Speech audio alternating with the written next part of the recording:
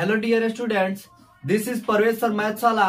फिर से आपका एक बार हम और स्वागत करना चाहेंगे परवेज सर मैथ्स वाले यूट्यूब चैनल पे। जैसा कि थंबनेल में आप लोग देखे होंगे 10 मार्क्स जो 10 नंबर कंफर्म, वह बिल्कुल सही बात है, क्योंकि इस जो लेक्चर में हम लोग ऐसे कॉन्सेप्ट को समझेंगे जो कॉन्सेप्ट आपको डायरेक्ट 10 नंबर के क्वेश्चन को हिट करने के लिए जो आपका कॉन्सेप्ट क्लियर कर पाएगा।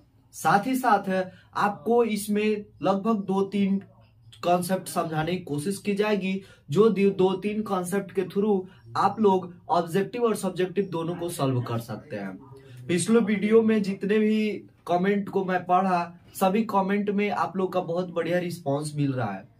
तो इसी तरह हमारे चैनल के साथ बने रहिए। चैनल पे नए हो तो चैनल को सब्सक्राइब कर दीजिए।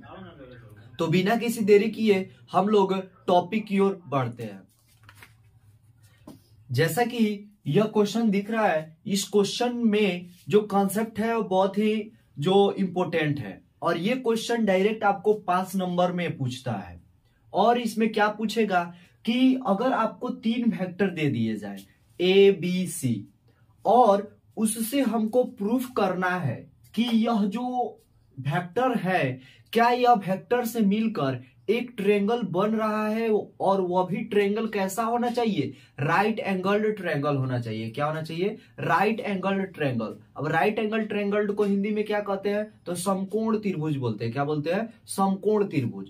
तो समकोण त्रिभुज अगर प्रूफ करना है तो आपको क्या करना पड़ेगा? पाइथागोरस प्रमेय लगाना पड़ेगा। तो पाइथागोरस प्रमेय लगाइएगा कब? जब आपको कर्ण, लंब और आधार पता हो तब, यानी हाइट, बेस और जो कर्ण होता है वो पता होना चाहिए। तो उसी तरह यहाँ पे वर्टिसेस से हम लोग कैसे पता करेंगे? अब वर्टिसेस मतलब क्या होता है? तो वर्टिसेस मतलब जब दो लाइन आपस में मिलते हैं ना, जिस पॉइंट पे, उस पॉइंट को डिनोट करने वाला जो वेक्टर हो या पॉइंट हो, उसी को क्या बोलते हैं हम लोग? वर्टिसेस बोलते हैं। क्या बोलते हैं? वर्टेक्स बोलते हैं। और वर्टेक्स का जो प्लुरल होता है उसको वर्टिसेस बोलते हैं। तो बिना किसी देरी किए इसको सॉल्व करेंगे। सॉल्व करने के लिए हम लोग एक मान लेंगे कि एक ट्रायंगल है। क्या है? कोई भी ट्रायंगल है। इसको हम लोग राइट एंगल नहीं मानेंगे। क्यों? क्योंकि राइट एंगल प्रूफ करना है। तो हम क्या करेंगे? इसको एक ट्रायंगल मान लेंगे, जिस ट्रायंगल में यहां पर ए दे दिया जाए, यहाँ बी और यहाँ पे सी, और ए पे इस वेक्टर ए को डिनोट किया जाए, वेक्टर ए को, बी पर वेक्टर बी को, और सी पर वेक्टर सी को डिनोट किया जाए। अब यहाँ पे हमको प्रूफ करना है कि यह ट्रायंगल है कि नहीं है, और वह भी राइट एंगल ट्रायंगल। तो राइट एंगल ट्रायंगल प्रूफ करने के लिए हमको सबसे पहले क्या चाहिए? इस ट्रायंगल का साइड चाहिए, यानी इसकी भुजा चाहिए। तो ए बी, बी सी और सी ये पता करना है।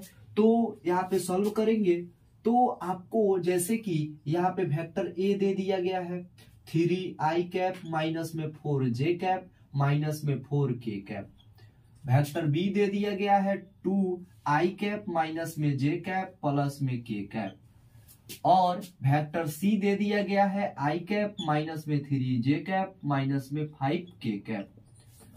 ये क्या दे दिया गया है? यहाँ पे वेक्टर दे दिया गया है, वो किस पोजीशन वेक्टर दिया गया है? पॉइंट का। अब हम क्या करेंगे? ए बी साइड चाहिए।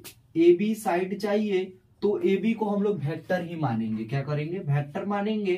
तो ए बी निकालना है, तो ए बी निकालना है तो क्या करेंगे? लास्ट माइनस इनिशियल करते हैं। तो लास्ट क्या है? बी, और इनिशियल क्या है? ए, यानी वेक्टर बी में से हम लोग क्या करेंगे? यहाँ पे ए को लेस कर देंगे तो हमारा फाइंड आउट हो जाएगा। तो यहाँ पे सॉल्व करेंगे तो क्या होगा?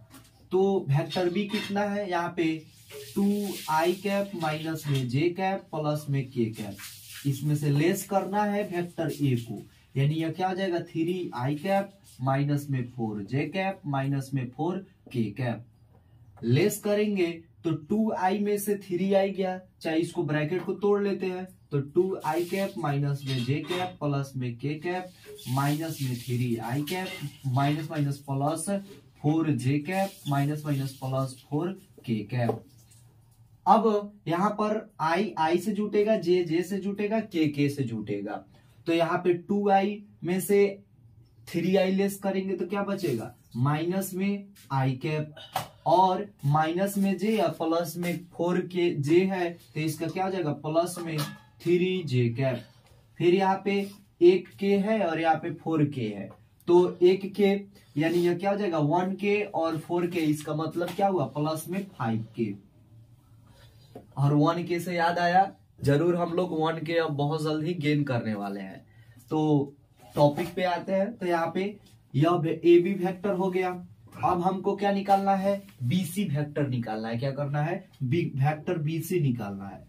तो वेक्टर बीसी निकालने के लिए लास्ट क्या है, वेक्टर सी है। तो vector C minus vector B. तो यहाँ पे सी क्या हो गया, तो सी के लिए यहाँ पे ये वेक्टर है, तो आई कैप माइनस में 3j कैप और माइनस में 5k कैप।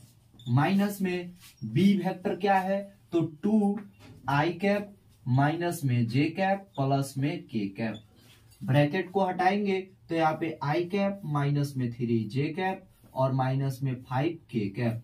माइनस में यहाँ पे 2i कैप हो जाएगा, minus minus plus j cap और माइनस में k कैप। अब यहां से लेस करेंगे तो i में से 2j कैप, j 2i गया तो क्या बचेगा माइनस में i कैप, और यहाँ पे फिर माइनस 3j और यहाँ पे प्लस में j है, तो यह क्या हो जाएगा माइनस में 2j कैप, और यहाँ पे माइनस माइनस क्या हो जाएगा प्लस होगा, लेकिन साइन माइनस का ही होगा, तो क्या हो जाएगा 6k कैप। ये तो BC निकल गया, AB निकल गया। अब हमको क्या चाहिए, AC चाहिए। AC कहिए चाहे CA कहिए, तो हम लोग AC निकालेंगे। तो AC वेक्टर AC क्या हो जाएगा, तो वेक्टर C माइनस वेक्टर में A स्मॉल होगा। तो यहाँ पे क्या करेंगे, AC निकालना है, तो वेक्टर C कितना दिया गया है, तो यहाँ पे I कैप माइनस में 3j कैप और माइनस में 5k कैप। माइनस करना है तो यहाँ पे A वेक्टर कितना दिया है, तो A यहाँ पे है 3i कैप माइनस में 4j कैप माइनस में 4k कैप। लेस करेंगे तो क्या होगा, i कैप माइनस में 3j कैप माइनस में 5k कैप माइनस में 3i कैप प्लस में 4j कैप और प्लस में क्या हो जाएगा 4k कैप। इसको लेस करेंगे तो क्या होगा, i में से 3i गया तो क्या बचेगा माइनस में 2i कैप। फिर यहाँ पे यह क्या हो जाएगा, i यहाँ पे माइनस में 3j है और यहाँ पे प्लस में 4j है, तो लेस होगा तो क्या बचेगा प्लस में j, और यहाँ पे माइनस में 5 है और प्लस में 4 है, तो क्या हो जाएगा माइनस में k कैप। तो यहाँ पे AC वेक्टर निकल गया, AB निकल गया और BC निकल गया। तो पाइथागोरस प्रमेय क्या बोलता है, तो पाइथागोरस प्रमेय यह बोलता है कि आप किसी भी दो साइड का स्क्वायर कीजिए, उसको ऐड कीजिए, अगर वह तीसरे के स्क्वायर के इक्वल हो जाए तो उसको हम लोग क्या बोलेंगे, पाइथागोरस प्रमेय थ्योरम से हम लोग उसको राइट एंगल ट्रायंगल बोलेंगे। तो बिल्कुल उसी तरह हम लोग क्या करेंगे, इसका अब वेक्टर का हम लोग मैग्नीट्यूड निकालेंगे। क्या करेंगे, वेक्टर का मैग्नीट्यूड निकालेंगे और देखेंगे कि क्या किसी दो साइड के स्क्वायर को ऐड करने पे तीसरा का स्क्वायर आता है या नहीं आता है। तो यहाँ पे बारी बारी लिखेंगे। तो ए बी वेक्टर कितना आया है, A B vector equal to यहाँ पे माइनस में आई कैप प्लस में यहाँ पे 3j कैप और प्लस में क्या होगा 5k कैप। इसका अगर मैग्नीट्यूड निकाले वेक्टर ए बी का तो क्या हो जाएगा अंडर रूट -1 का स्क्वायर प्लस में 3 का स्क्वायर प्लस में 5 का स्क्वायर। यहाँ पे क्या हो जाएगा अंडर रूट 1 प्लस में 9 प्लस में 25। ऐड करेंगे तो इसको क्या हो जाएगा 9 1 10 और यहाँ पे 35, यानी अंडर रूट क्या हो गया 35। फिर यहाँ पे मैग्नीट्यूड ऑफ BC निकालेंगे तो मैग्नीट्यूड ऑफ BC इक्वल क्या हो जाएगा, तो डायरेक्ट हम यहाँ से वैल्यू पुट करेंगे। तो BC के लिए यहाँ पे x का वैल्यू माइनस में 1 तो -1 का स्क्वायर प्लस यहाँ पे -2 यानी -2 का होल स्क्वायर प्लस यहाँ पे क्या हो जाएगा -6 यानी -6 का होल स्क्वायर। अंडर रूट क्या हो गया, यहाँ पे माइनस माइनस प्लस हो जाएगा, और 1 का 1 प्लस में यहाँ पे 4 और प्लस में 6 6 जा 36, ऐड करेंगे तो इसको क्या हो जाएगा 41 आ जाएगा। अब यहाँ पे AC वेक्टर का भी निकालना होगा मैग्नीट्यूड, तो AC के लिए क्या हो जाएगा, x का वैल्यू माइनस में 2 यानी -2 का होल स्क्वायर प्लस यहाँ पे 1 यहाँ पे -1 यानी 1 का स्क्वायर प्लस -1 का होल स्क्वायर, ऐड करेंगे इसको तो इसको क्या हो जाएगा, यह 4 + 1 + 1 यानी अंडर रूट क्या हो जाएगा 1 1 2 और 4 6 हुआ। अब देखिए यहाँ पे मान के चलिए यहाँ पे AB वेक्टर है, AB वेक्टर यानी इस मैग्नीट्यूड को बता रहा है अंडर रूट 35, फिर यहाँ पे BC 41 को बता रहा है यानी अंडर रूट 41, और AC जो है वो किसको बता रहा है अंडर रूट 6 को, अंडर रूट 6 को। अब देखिए किसी एक के स्क्वायर, किसी दो साइड के स्क्वायर के ऐड के इक्वल कब आएगा, यहाँ पर देखिए जैसे अगर हम चाहें तो अंडर रूट 41 का स्क्वायर करें तो यह अंडर रूट 35 के स्क्वायर प्लस में अंडर रूट 6 के स्क्वायर के इक्वल होगा कि नहीं होगा। यहाँ पे 41 आया और यहाँ पे क्या हुआ 35 और प्लस में यह क्या हुआ 6, ऐड करेंगे तो 41 इक्वल टू क्या हो गया 41, यह इक्वल आ रहा है, इसका मतलब यह पाइथागोरस प्रमेय से यह क्या होगा, यह राइट एंगल्ड ट्रायंगल होगा। अब आप कहिएगा कि आप डायरेक्ट यह क्यों बता रहे हैं, तो हम डायरेक्ट ना बताकर फिर दूसरे से भी हम लोग, ये कंडीशन यह होगा, दूसरा कंडीशन यह हुआ कि हम लोग अंडर रूट 50 को इधर 35 को इधर रखे, यानी अंडर रूट 35 का स्क्वायर क्या यह इक्वल होगा अंडर रूट 41 के स्क्वायर और प्लस में अंडर रूट 6 के स्क्वायर के, तो बिल्कुल नहीं होगा, क्योंकि यह 35 आया, यहाँ से क्या आया 35 इक्वल टू 41 प्लस में यहाँ पे 6 इक्वल होगा, नहीं होगा। फिर अगला जैसे अंडर रूट 6 क्या इसका स्क्वायर अंडर रूट 41 के स्क्वायर और प्लस में अंडर रूट 35 के स्क्वायर के इक्वल आएगा, बिल्कुल नहीं आएगा, क्योंकि वैल्यू क्या हो जाएगा छोटा हो जाएगा, अंडर रूट 6 का स्क्वायर करेंगे तो 6 आएगा और इसका स्क्वायर करके ऐड करेंगे तो बड़ा आ जाएगा, लेकिन इक्वल एक कंडीशन में आ रहा है, तो इसका मतलब यहाँ पे अंडर रूट 41 यह क्या है BC है, यह क्या है BC का स्क्वायर, यह किसके बराबर है, यहाँ पे अंडर रूट 35 यानी AB के स्क्वायर और प्लस में यहाँ पर जो अंडर रूट 6 है वो किसको डिनोट कर रहा है AC के स्क्वायर के, इसका मतलब यह इक्वल है। तो पाइथागोरस प्रमेय का जो विलोम होता है, यानी 10th क्लास में इसको पढ़ना था, तो पाइथागोरस प्रमेय के विलोम से यह क्या है, यह राइट एंगल्ड ट्रायंगल है। यहाँ पे बोलेंगे कि वेक्टर्स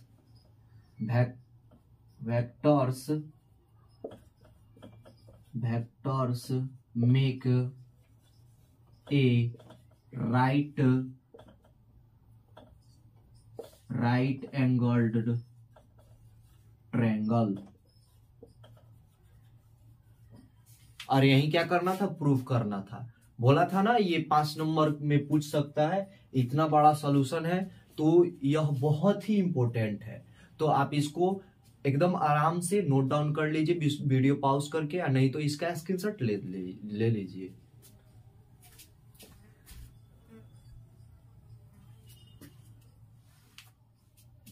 जैसा कि यहाँ पे एक क्वेश्चन दिया गया है, जो क्वेश्चन में बहुत ही एक इंपॉर्टेंट टॉपिक को मेंशन किया गया है, जिस टॉपिक में यह बताया गया है कि find the angle between the vectors I cap minus में 2j कैप प्लस में 3k cap and 3i cap minus में 2j कैप प्लस में k कैप। वह वेक्टर कुछ भी कह रहा है उससे मतलब नहीं है, लेकिन इसमें छिपा हुआ कॉन्सेप्ट क्या बोल रहा है, तो छिपा हुआ कॉन्सेप्ट यह बोल रहा है कि एंगल बताना है, क्या करना है एंगल बताना है।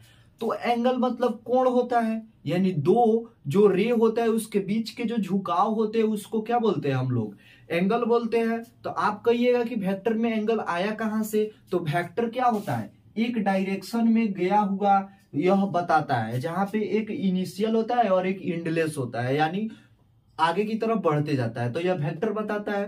तो मान के चलिए ये वेक्टर भी एक दूसरे से ऐसे भी जुड़ सकता है, एक दूसरे से ऐसे भी जुड़ सकता है, एक दूसरे से ऐसे भी जुड़ सकता है, एक दूसरे से ऐसे भी जुड़ सकता है। तो जब जुड़ेगा तो इसके बीच का जो डिस्टेंस होगा इसी को ना हम लोग एंगल बोलेंगे। तो यही एंगल हमको क्या करना है, फाइंड आउट करनी है। तो एंगल फाइंड आउट करने के लिए दो कॉन्सेप्ट का यूज करते हैं।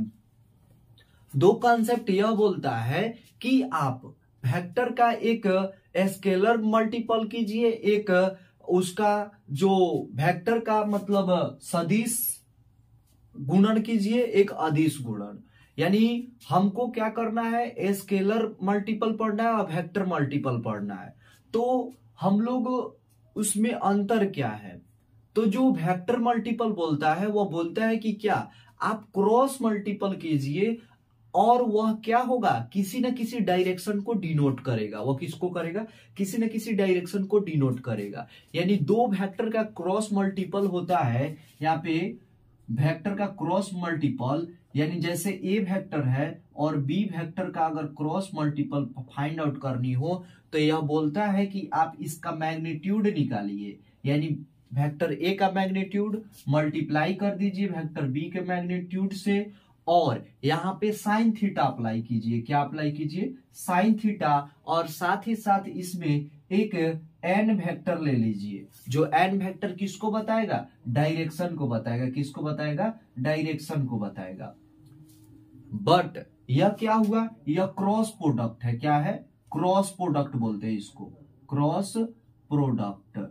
और एक होता है जिसको डॉट प्रोडक्ट बोलते हैं। क्या बोलते हैं, डॉट प्रोडक्ट। यहाँ पे क्रॉस का साइन दिख रहा है, बिल्कुल यहाँ पे भी आपको एक डॉट का साइन दिखाई देगा। जिसमें अगर बोलता है कि ए कोई वेक्टर है और बी वेक्टर को अगर डॉट से डिनोट किया जाए।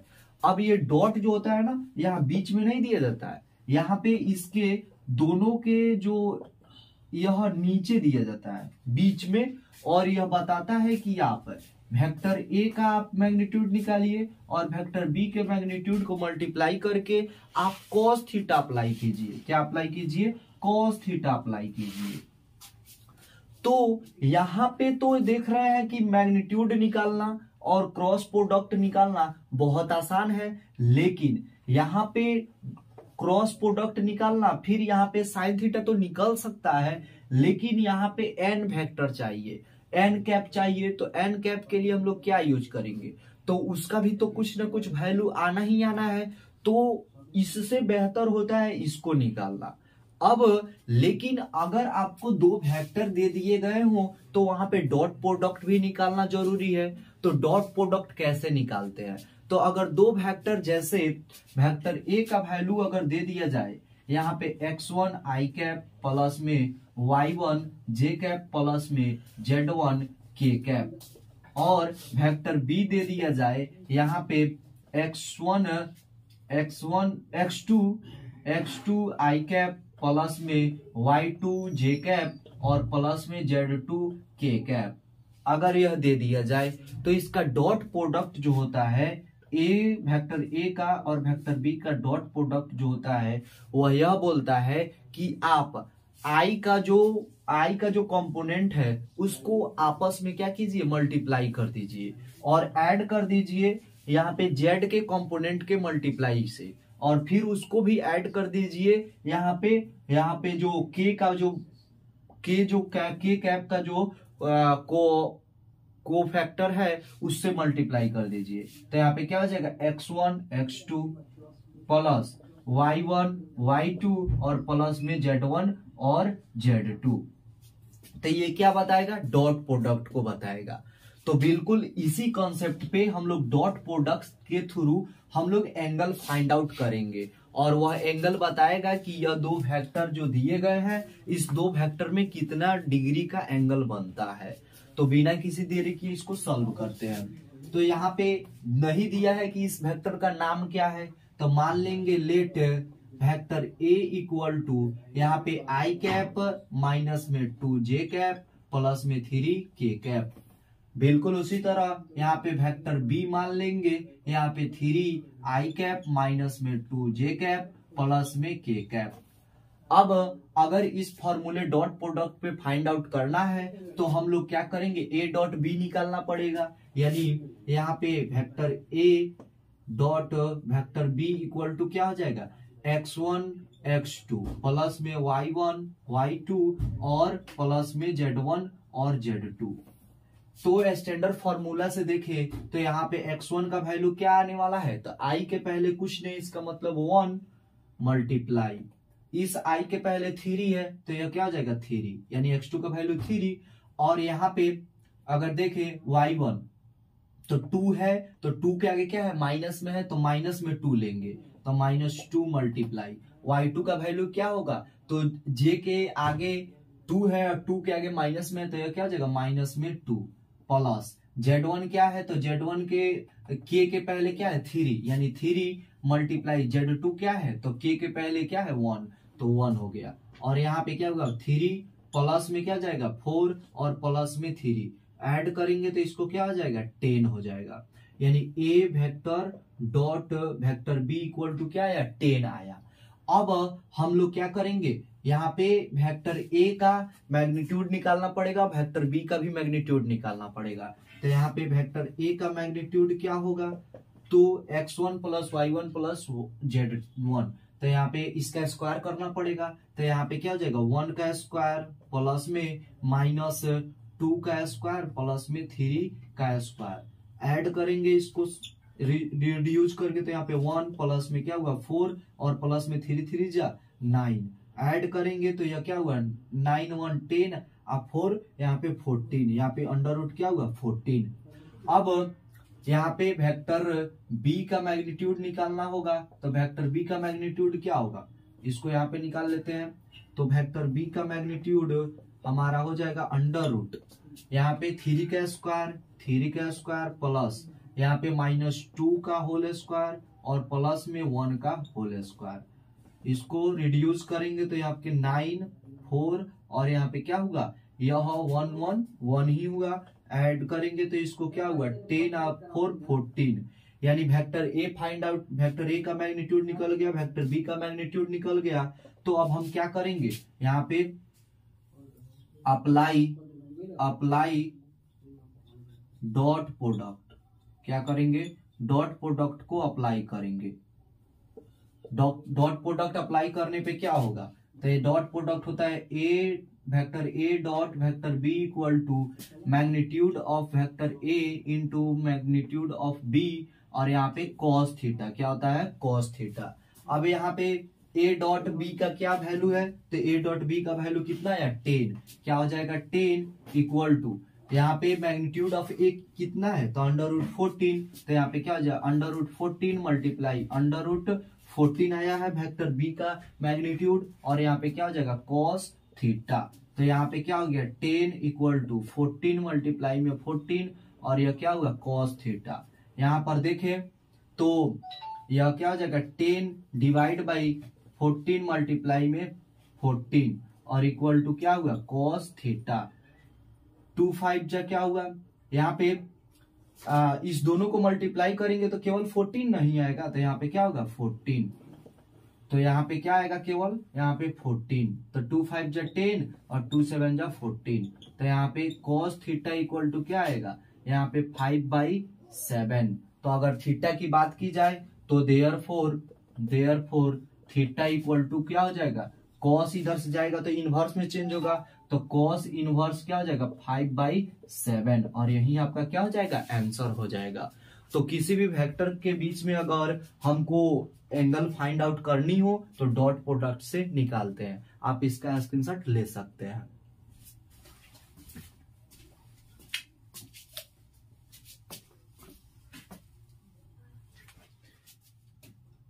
जैसा कि यहाँ पे एक क्वेश्चन दिख रहा है, जो क्वेश्चन बहुत ही आसान तरीकों से रिप्रेजेंट किया गया है। जिस क्वेश्चन में आपको क्या करना है, एंगल फाइंड आउट करना है, यानी find the angle between two vectors A and B with magnitudes √3 and 2 respectively, and यहाँ पे ए डॉट बी दे दिया जाए √6। अब देखिए ये कितना आसान क्वेश्चन, आसान क्वेश्चन इसलिए है क्योंकि यहाँ पे जब सॉल्व करेंगे तो लिखेंगे here there are two vectors A and vector B. अब इसका क्या किया है, मैग्नीट्यूड दे दिया है, यानी वेक्टर ए का मैग्नीट्यूड कितना दिया है, √3, और वेक्टर बी का मैग्नीट्यूड कितना दे दिया है, तो 2। अब यहाँ पे इसके अलावा a डॉट बी दे दिया गया है, vector a dot vector b equal to क्या दिया है, √6 दिया है। तो सब चीज तो दे ही दिया है, क्या करना है, केवल हमको यहाँ पे फॉर्मूला पे रख के और यहाँ पे केवल थीटा का वैल्यू फाइंड आउट कर लेना है। तो हम लोग क्या करेंगे, तो यहाँ पे now apply dot product apply करेंगे। तो डॉट प्रोडक्ट क्या बोलता है, vector A dot vector B equal to magnitude of vector A into magnitude of vector B into cos theta. A dot B कितना दिया है, तो यहाँ पे √6 दिया है इक्वल टू ए का मैग्नीट्यूड कितना दिया है, तो √3, और यहाँ पे यह वेक्टर बी का मैग्नीट्यूड कितना दिया है, तो यहाँ पे यह क्या हो जाएगा 2, क्या हो गया मल्टीप्लाई में 2 और इनटू क्या दिया है कॉस थीटा। तो यहाँ पे जब इसको इधर भेजेंगे तो क्या हो जाएगा √6 डिवाइड बाई यहाँ पे √3 और यहाँ पे मल्टीप्लाई 2 और यहाँ पे क्या हो गया कॉस थीटा। जब सॉल्व करेंगे तो कॉस थीटा इक्वल टू क्या हो जाएगा √6 डिवाइड बाई √3 मल्टीप्लाई में 2। क्या हम लोग √6 को √2 इंटू √3 लिख सकते हैं कि नहीं लिख सकते हैं, यहाँ पे √2 इंटू √3 बिल्कुल लिख सकते हैं। तो यहाँ पे क्या हो जाएगा cos theta equal to √3 multiply √2 और डिवाइड बाई √3 मल्टीप्लाई में 2। √3 से √3 कैंसिल, √2 से या 2 बार में कैंसिल हो जाएगा कि नहीं, कोई हो जाएगा। तो नोमिनेटर में क्या बचा 1, तो यहाँ पे क्या हो जाएगा cos theta equal to 1 by √2 और 1 बाई √2 किसका वैल्यू होता है, तो 1 बाई √ हमारा यह cos 45 डिग्री का हो जाता है। तो यहाँ पे क्या हो जाएगा cos थीटा इक्वल टू यह वैल्यू कितना के बराबर हो जाता है cos π/4 के, और यहाँ पे cos से cos कैंसिल हो जाएगा तो यहाँ पे थीटा इक्वल टू क्या बचेगा π/4 और यही हमारा क्या हुआ आंसर हुआ। बहुत आसान क्वेश्चन था और कॉन्सेप्ट भी आसान था, और यहाँ पे कॉन्सेप्ट यही डॉट प्रोडक्ट लगाकर यहाँ पे केवल थीटा का वैल्यू फाइंड आउट करना था। तो आप इसका स्क्रीनशॉट ले सकते हैं।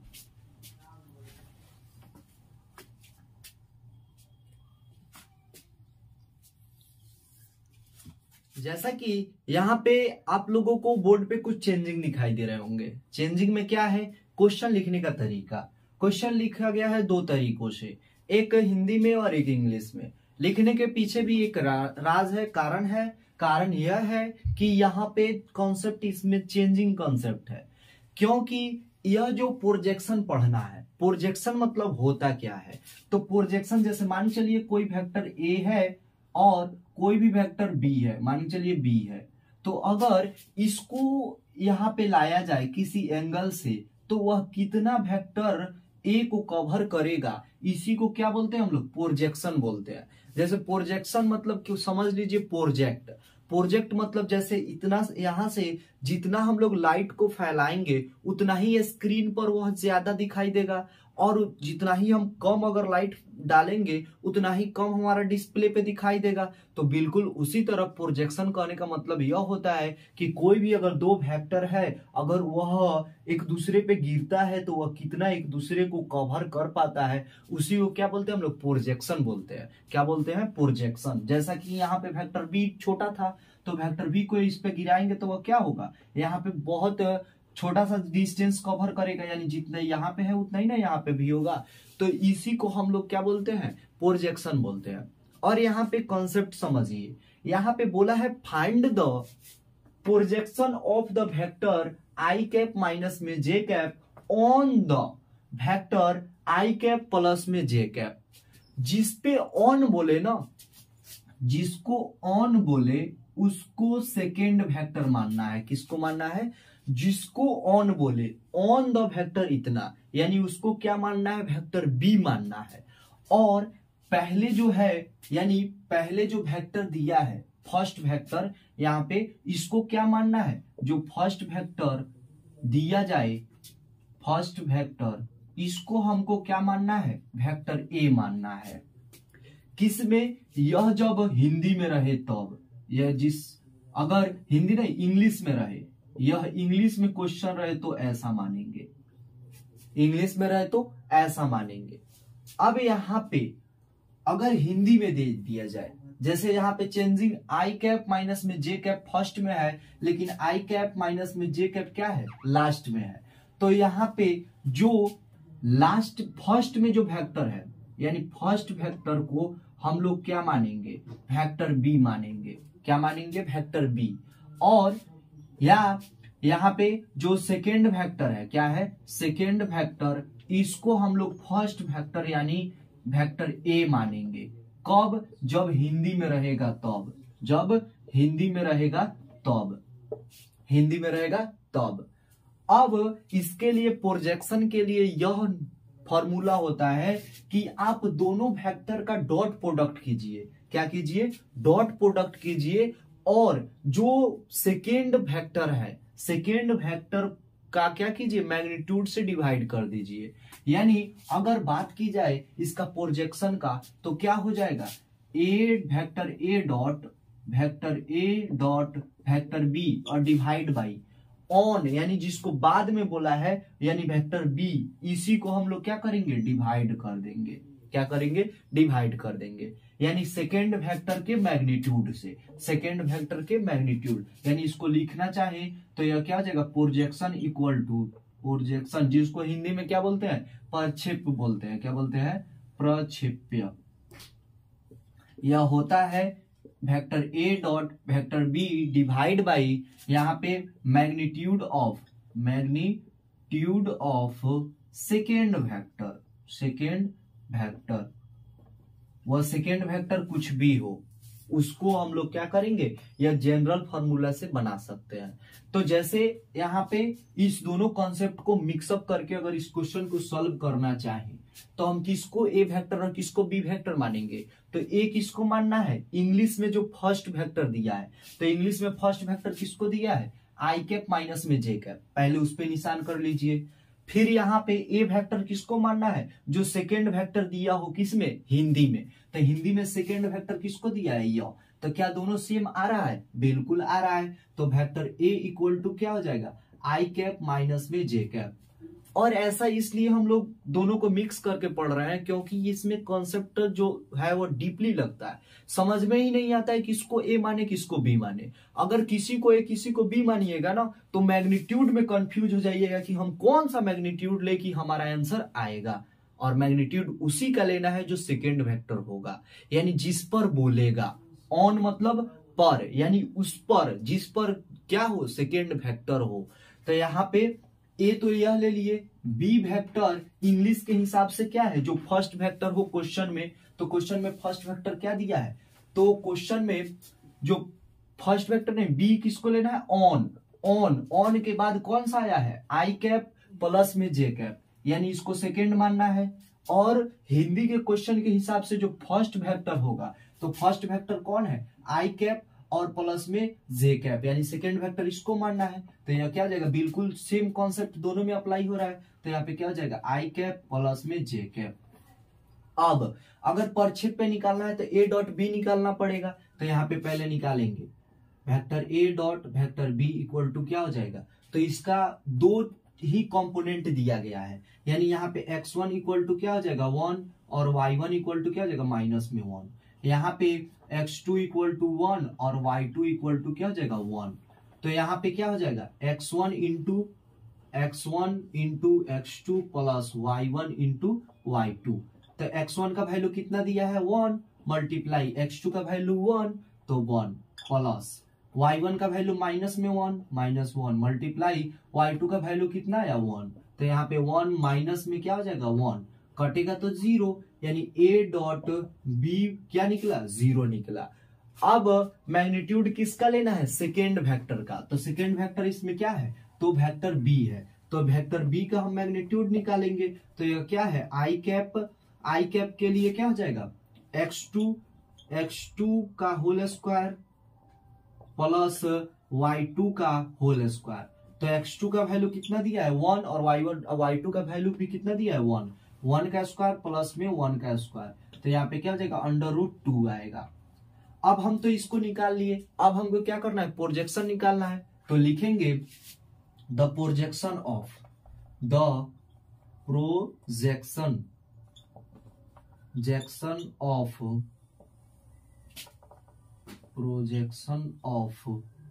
Vector A on the vector B. A ही का ना निकालना है, इसको क्या बोले हैं ए, और किस पर निकालना है, बी पर निकालना है।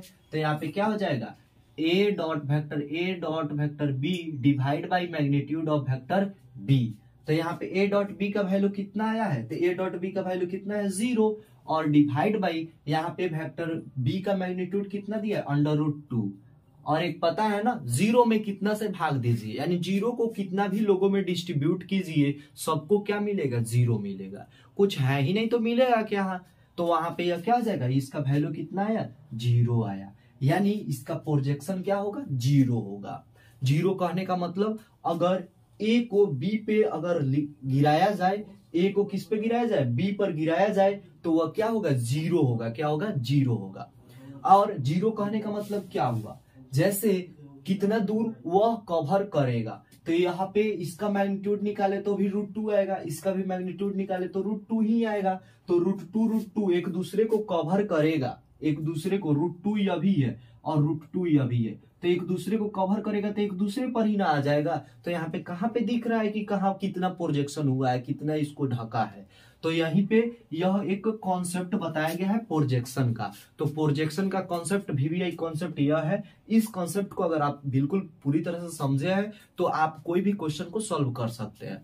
और ये जो क्वेश्चन बना है वह डायरेक्ट आपको 2 नंबर में पूछता है। तो यहाँ पे लगभग हम 10 नंबर के क्वेश्चन को सॉल्व करने की बताया है। पहले आप इसका स्क्रीनशॉट ले लें।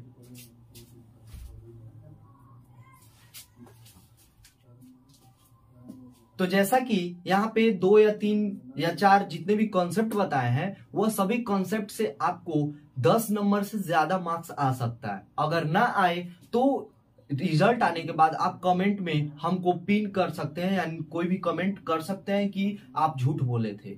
और यह कॉन्सेप्ट जो है वो 100% आने वाला ही है। तो आप अगर YouTube चैनल जो देख रहे हैं परवेज सर मैथ्स वाले, उस पर अगर नए हैं तो चैनल को सब्सक्राइब कर दीजिए। वीडियो थोड़ा भी अगर इंफॉर्मेशनल लगा है तो आप उसको एक लाइक कर दे और एक प्यारा सा अपना कमेंट लिख दे। और साथ ही साथ अगर आपके दोस्त भी आपके पढ़ने वाले हैं तो उनके पास भी शेयर कर दे। वीडियो देखने के लिए आपका बहुत बहुत धन्यवाद।